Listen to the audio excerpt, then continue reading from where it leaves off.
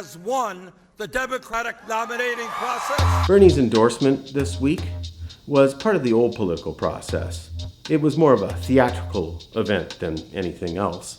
But a political revolution and changing the process is a miraculous event, one that people have been waiting for a long time.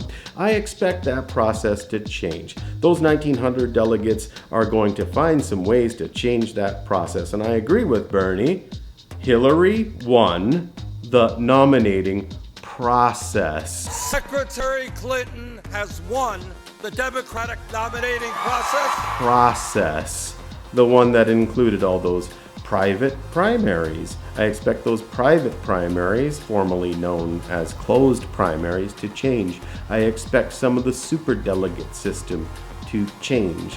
Hillary won the nominating process.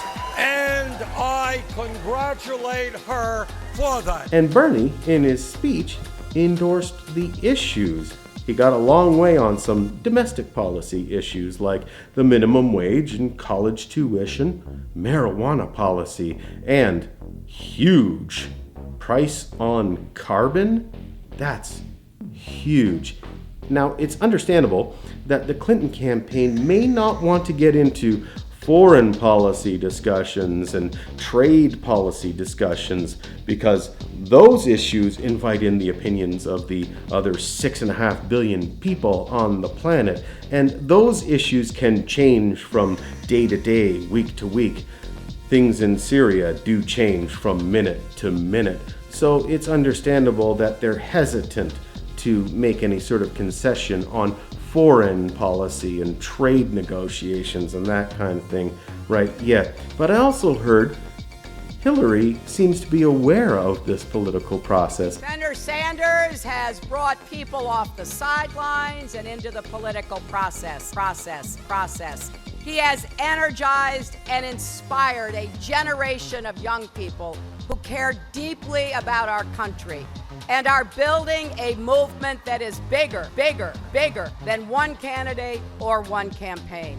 So thank you, Bernie. The political revolution doesn't have to be complicated. It's just about simple decisions. I make a decision to be active today rather than passive. Jimmy Dore says, don't freak out. An easy way not to freak out is be active rather than be passive. Millions of actions out there will lead to change.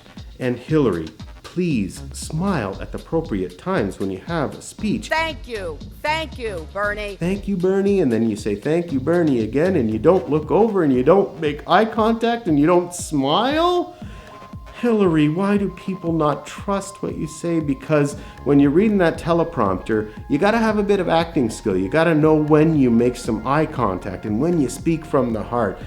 Do I have to do it for you? Oh gosh, thank you, Bernie Sanders. We can't thank you enough. We've been waiting for a political revolution for a long time. You've inspired so many people. I feel supported out here. I feel like I can be active and actively make a difference.